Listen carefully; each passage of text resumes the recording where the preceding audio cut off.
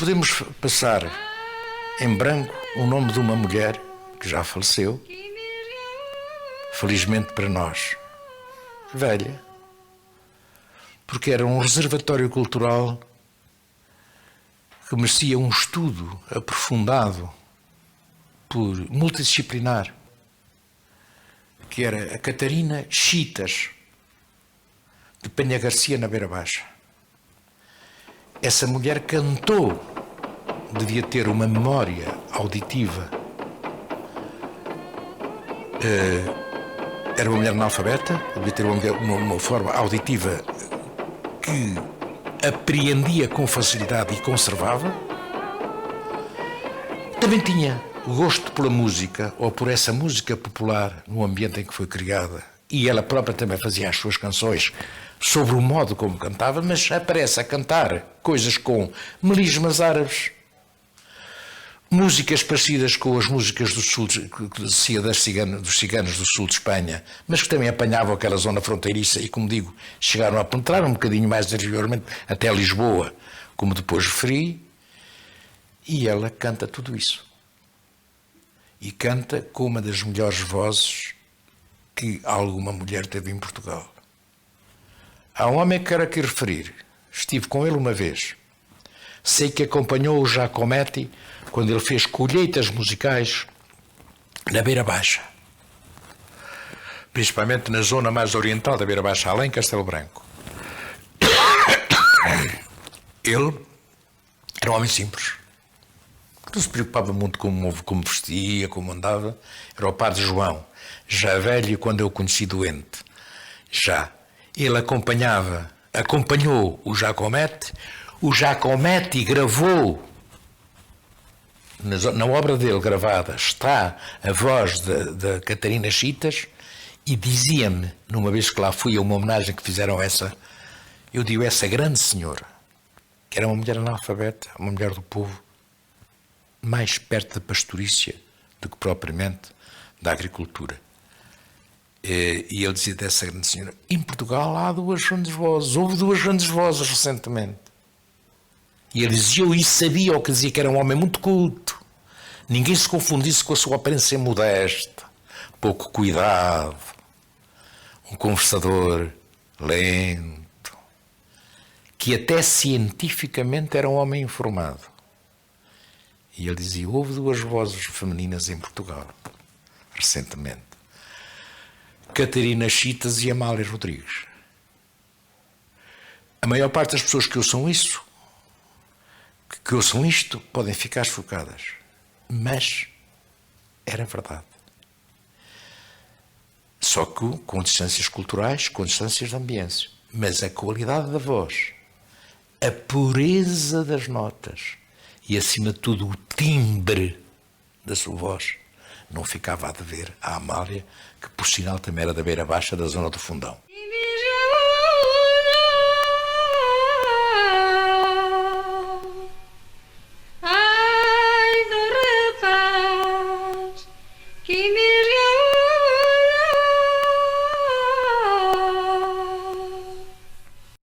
Música tonal, acompanhada por instrumentos, pianos, concertinas, bandolins, banjos, a coisa parecida.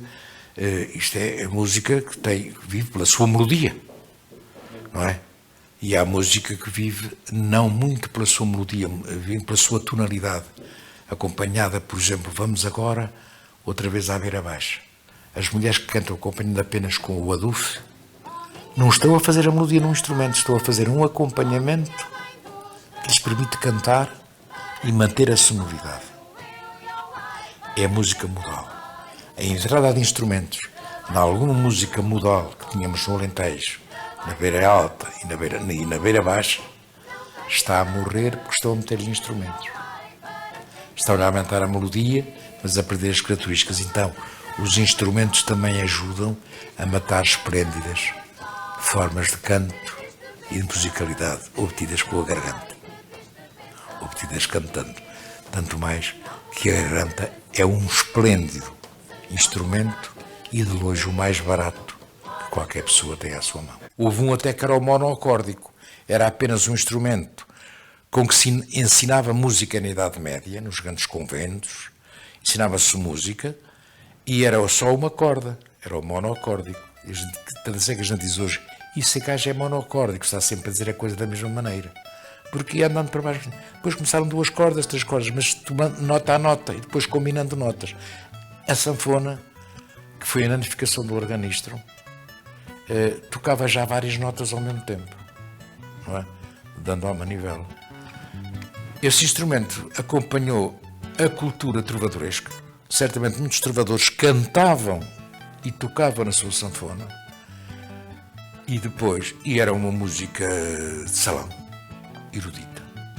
Há viajantes que, um pouco ali para a altura do nosso Renascimento e das nossas descobertas, vêm a Lisboa, falam bem e mal dos portugueses, dizem que a corte portuguesa que era uma estupidez, porque ainda, vejam lá, que eles ainda ouvem sanfona. Isto é, já havia instrumentos pela Europa mais evoluídos e a nossa corte parece que ainda ouvia sanfona. Depois aquilo que decaiu, desapareceu das coisas, ficou nas mãos do povo que tocava. Por fim, ia por aí abaixo, andava na rua, nisto, aquilo, e acabou nas mãos de cegos em meados do século XIX. Acabou.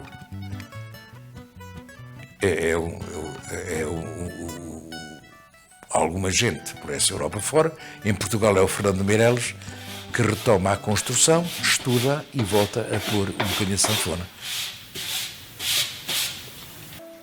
A vossa gente, do vosso grupo etário, se quiserem vão tocar viola à igreja, há grupos ligados à igreja a tocar viola, a tocar vários instrumentos. Mas a do Vaticano II não. Ou eram os instrumentos de alta classe, como os grandes órgãos, como os órgãos, e entravam alguns instrumentos também mais evoluídos, mas do povo só entrava um instrumento, só entravam 2. Era a gaita de foles, que em certas missas festivas do Natal e coisa parecida iam tocar e acompanhar a missa cantada. Era a gaita de foles, que curiosamente tinha uma origem militaroide, masculina, mas pelo pastor, seu tocador, privilegiado como figura presepial e natalícia, passava a entrar. E o homem da caixa, para manter o ritmo. Mas o tambor, o bombo, o tambor grande não entrava. Não se esqueçam disso, que até ao Vaticano II eram poucos os instrumentos que entravam na igreja. E populares eram só estes 2. Porque tinham esse privilégio dos pastores terem sido os primeiros companheiros do nascimento de Cristo. E tem até a piada que a zamburra, ou a sarronca, depois esqueci-me do nome, a sarronca ou zamburra, que é um recipiente que aqui em Portugal predomina com uma cana ao meio, uma pele, uma cana ao meio, que depois com uma coisa, com um pano molhado, faz rom, porque assenta numa pele e a pele faz barulho, aumenta, é ampliada com um recipiente em barro, uma lata, o aproveitamento de uma lata, inclusive dessas latas de feijão, uma coisa parecida, dessas latas redondas. Esse instrumento é um instrumento com uma origem tenebrosa. Aparece em quase todos os presépios, desde o Machado de Castro até àqueles populares. O pastor a tocar zamburra. E nos quadros da pintora aparece como seguinte. No entanto, a zamburra ou sarronca era um instrumento que presidia às execuções na maior parte das civilizações antigas.